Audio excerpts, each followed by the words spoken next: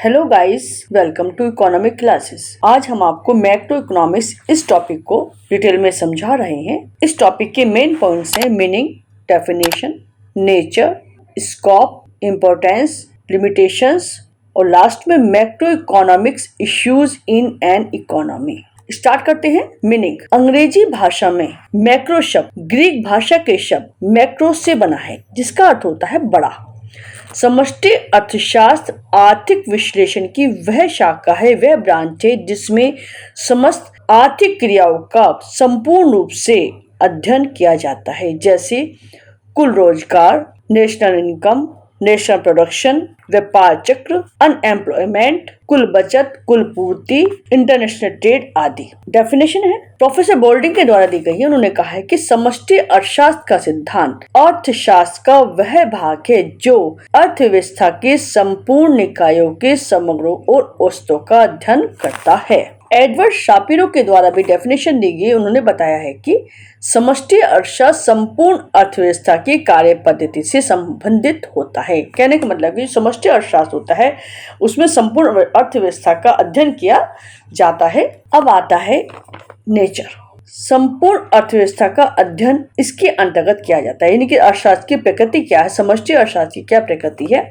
इसके पॉइंट्स हैं संपूर्ण अर्थव्यवस्था का अध्ययन, समष्टि अर्थशास्त्र यानी कि मैक्रो इकोनॉमिक्स समग्र अर्थव्यवस्था का अध्ययन करता है। मैक्रो इकोनॉमिक्स मुख्य रूप से नेशनल इनकम अथवा national production, total consumption, total investment, full employment, कीमत स्तर, इन सबसे संबंधित होता है। नेक्स्ट पॉइंट है समष्टि अर्थव्यवस्था का अध्ययन। मैक्रो इकोनॉमिक्स में समष्टि अर्थशास्त्र का मतलब संपूर्ण अर्थव्यवस्था का अध्ययन किया जाता है, जो बताया आपको अभी।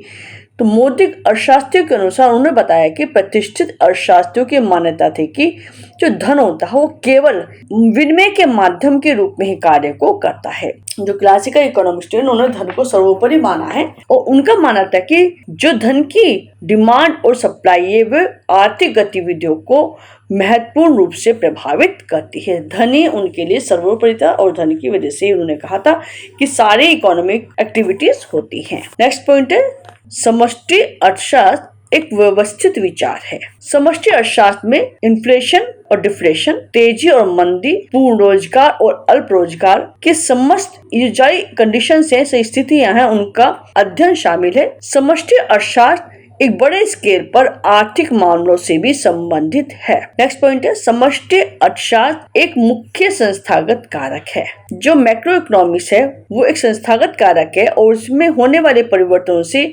समष्टि अर्थशास्त्र की संपूर्ण संरचना भी प्रभावित होती है और इसको समझने के लिए ही मनोवैज्ञानिक और संस्थागत कारकों पर भी विचार करना चाहिए। कहने का मतलब है कि मैक्रो इकोनॉमिक्स से वह सब तरह से सभी पॉइंट्स को लेकर चलता है, सभी चीजों को लेकर चलता है कि किसकी वजह से चेंजेस इकोनॉमी में आ रहे हैं। मैक्रो इकोनॉमिक्स अथवा नव उदारवाद। प्रेजेंट टाइम में मैक्रो इकोनॉमिक्स का जो अध्ययन है वो वर्तमान समय की विशेषताओं जैसे कि निजी संपत्ति, चुनाव की स्वतंत्रता, सरकारी हस्तक्षेप, इन सबसे संबंधित है। उचित प्रकार से निर्देशित सरकारी हस्तक्षेप को इसके द्वारा समर्थन प्राप्त होता है।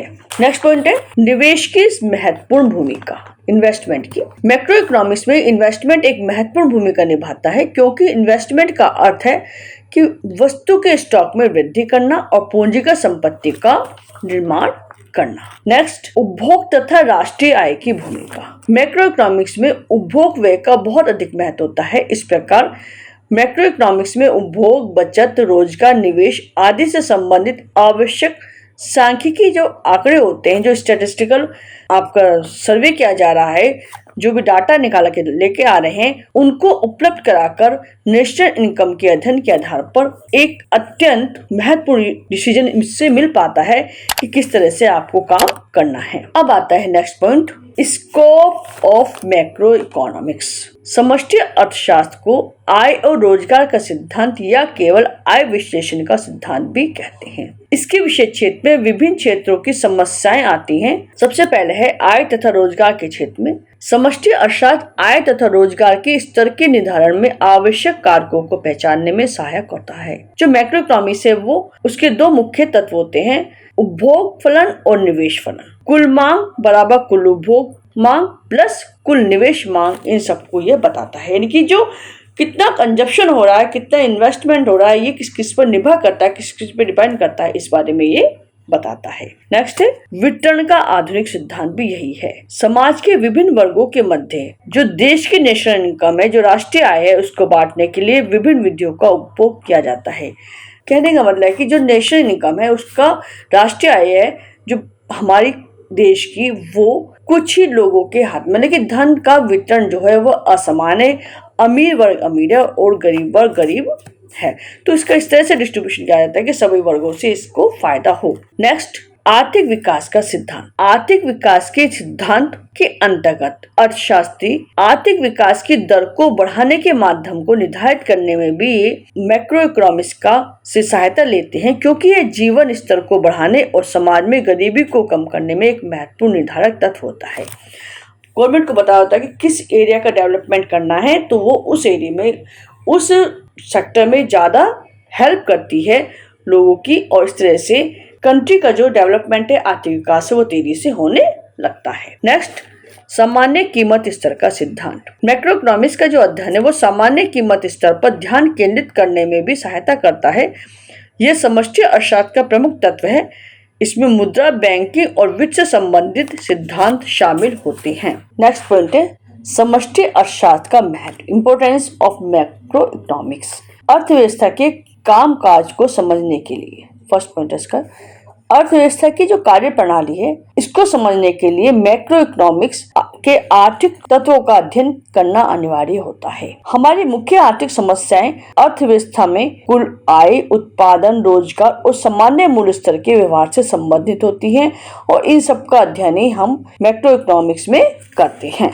नेक्स्ट आर्थिक नीतियों के निर्माण के लिए समष्टि अर्थशास्त्र उचित आर्थिक नीतियों के निर्माण में सहायक होता है। प्रेजेंट टाइम में सरकार आर्थिक नीतियां बनाने से पहले राष्ट्रीय आय, कुल रोजगार, सामान्य कीमत स्तर और बचत की दर को ध्यान में रखती है। प्रोफेसर बोल्डिंग ने भी लिखा है कि आर्थिक नीति के दृष्टिकोण से समष्टि अर्थशास्त्र का बहुत अधिक महत्व है। वह इसलिए क्योंकि आर्थिक नीतियों का संबंध व्यक्तियों से न होकर व्यक्तियों के समूह से होता है। व्यष्टि अर्थशास्त्र के अध्ययन में सहायक। समष्टि अर्थशास्त्र व्यष्टि अर्थशास्त्र के विकास में भी बहुत सहायक होता है, यानी कि मैक्रो इकोनॉमिक्स माइक्रो इकोनॉमिक्स के डेवलपमेंट में बहुत ज्यादा सहायक होता है। जो माइक्रो इकोनॉमिक्स की जो कार्य पद्धति है, उसमें मैक्रो इकोनॉमिक्स की आवश्यकता होती है। एग्जाम्पल के लिए उपयोगिता हासिल व्यक्तियों के समूह के व्यवहार की विवेचना से ही प्रतिपादित किया जा सकता है। नेक्स्ट मुद्रा मूल्य निर्धारण की व्याख्या करने में सहायक। मुद्रा के मूल्य निर्धारण के सिद्धांत की व्याख्या भी मैक्रो विश्लेषण से ही संभव होती है,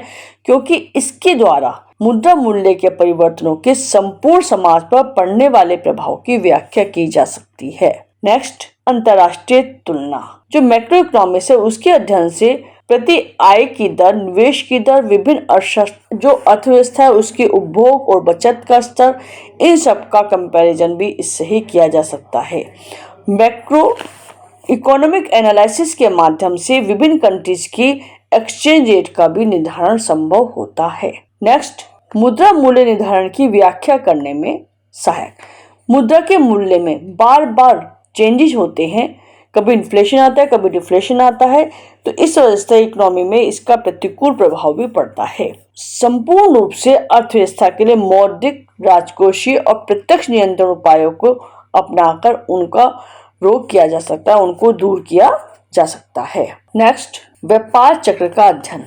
समष्टि अर्थशास्त्र मैक्रो इकोनॉमिक्स अर्थव्यवस्था में मंदी और तेजी के कारणों और इनकी सीमा के अंतर्गत रखने के माध्यम से समझने के लिए भी सहायक होता है। जो ट्रेड साइकिल होता है उसकी वजह से टोटल डिमांड में, कंजप्शन में, एम्प्लॉयमेंट में ये सब चेंजेस आते रहते हैं, ये सब प्रभावित इनसे होता है। नेक्स्ट सामान्य बेरोजगारी। बेरोजगारी प्रभावी मांग की कमी के कारण होती है, और इसको खत्म करने के लिए total investment, total consumption, total production और टोटल खपत, इनको बढ़ाकर प्रभावी मांग को बढ़ाया जा सकता है, इनकम को भी बढ़ाया जा सकता है इनको लेकर।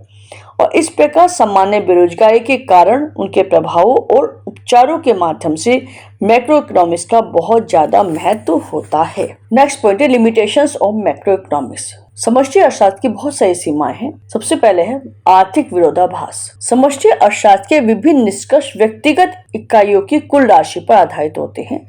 जब निष्कर्ष व्यक्तिगत विशेष पर लागू किए जाते हैं तो वे सत्य जान पड़ते हैं, लेकिन जब ये संपूर्ण अर्थव्यवस्था पर लागू किए जाते हैं तो ये असत्य सिद्ध हो जाते हैं। फॉर एग्जाम्पल के लिए जैसे पिगू ने बताया है कि मजदूरी कम करने से रोजगार में वृद्धि होती है, लेकिन यदि समष्टि विश्लेषण के अनुसार मजदूरी में कमी करके बेरोजगारी का जन्म होता है, यानी कि सभी लोगों की मजदूरी कम कर जाती है, तो इससे बहुत बड़ी ज्यादा बेरोजगारी उत्पन्न हो जाएगी। नेक्स्ट, समूहों के विभिन्न प्रभाव। समष्टि अर्थशास्त्र संपूर्ण रूप से अर्थव्यवस्था के समूह के प्रभाव का अध्ययन करता है, परंतु व्यवहार में समूह की आंतरिक संरचना में अंतर ही हो सकता है। ऐसा होने पर निष्कर्ष गलत हो जाएंगे। नेक्स्ट, सीमित अनुप्रयोग। यह आवश्यक नहीं कि जिन समूह का अध्ययन किया जा रहा है वह सजातीय इकाइयों से बने हों, होमोजीनियस यूनिट से बने हों। यदि समूह की रचना विजातीय इकाइयों के आधार पर हुई है तो ऐसे समूह से सही निष्कर्ष नहीं निकलते हैं। नेक्स्ट, अव्यवहारिक। मैक्रो इकोनॉमिक्स से संबंधित संपूर्ण विश्लेषण अधिकतर सैद्धांतिक मॉडलों के निर्माण में ही लागू किए जा सकते हैं, जिनका नीति के निर्धारण में व्यवहारिक लाभ बहुत ही कम होता है, क्योंकि ये जो होते हैं संपूर्ण अर्थव्यवस्था को देखकर विश्लेषण जो तैयार किए जाते हैं, लेकिन कभी कभी ये सही नहीं होते हैं। नेक्स्ट, आंकड़ों तथा संकलन संबंधी कठिनाइयां भी इसमें आती हैं। आर्थिक समूह का निर्माण करने वाली इकाइयां विभिन्न स्वभाव वाली होती हैं और मुद्रा का मापदंड तो स्वयं में ही एक अस्थिर मापदंड है और इससे समष्टि अर्थशास्त्र का अध्ययन विषम इकाइयों के योग पर आधारित होता है और वास्तविक अर्थव्यवस्था में हमारे पास कोई भी समरूप इकाई होती ही नहीं है। अब आता है last point, macro economics issues in economy. इसका पॉइंट है समृद्धि तथा विकास। समृद्धि और विकास समष्टि अर्थशास्त्र के संबंधित नीतियों के मुख्य कारक होते हैं। ग्रोथ और डेवलपमेंट। ग्रोथ और डेवलपमेंट की जो समस्या का निकट भूतकाल में महत्व बहुत बढ़िया है और जो आर्थिक समृद्धि की प्राप्ति के कई बहुत सारे कारण हो जाते हैं। सबसे पहला है कि पर्यावरण का पतन होता है, इससे और प्राकृतिक संसाधनों का अत्यधिक शोषण नहीं हो पाता है, क्योंकि इससे भावी पीढ़ियों की उत्पादन क्षमता कम हो जाने का भय होता है।